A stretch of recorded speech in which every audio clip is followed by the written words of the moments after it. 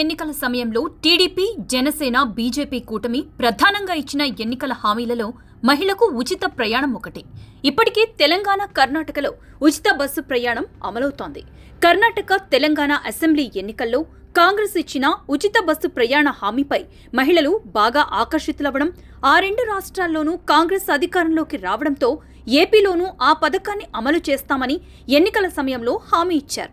అయితే ఇప్పటికే ప్రభుత్వం ఏర్పడి 6 నెలలవుతున్నా ఆ పథకం ఇంకా అమలు చేయటం లేదు. ఇప్పటికే ఏపీ ఆర్టీసీ అధికారులు కర్ణాటక, తెలంగాణలలో ఉచిత బస్సు ప్రయాణం అమలవుతున్న తీరు, ఎదురవుతున్న ఇబ్బందులను పరిశీలించి వచ్చారు. ఇక వచ్చే ఏడాది సంక్రాంతి నుంచి మహిళలకు ఉచిత బస్సు ప్రయాణం ప్రారంభించాలని సీఎం చంద్రబాబు నాయుడు భావించారు.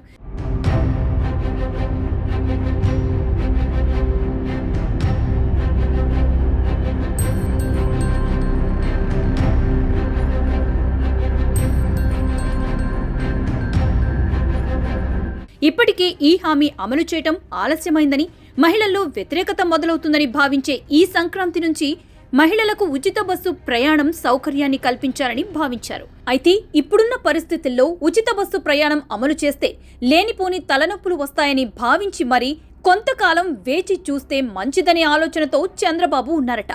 దీనికి కారణాలు చాలానే ఉన్నాయి. అన్నీ అనుకున్నట్లు జరిగితే మరో నెల రోజుల్లోనే ఈ పథకాన్ని ప్రారంభించాల్సి ఉంది.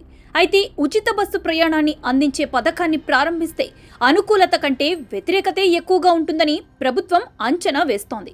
ఇప్పటికే కర్ణాటక, తెలంగాణలో ఎదురవుతున్న ఇబ్బందులను ప్రభుత్వం సీరియస్గానే తీసుకుంది.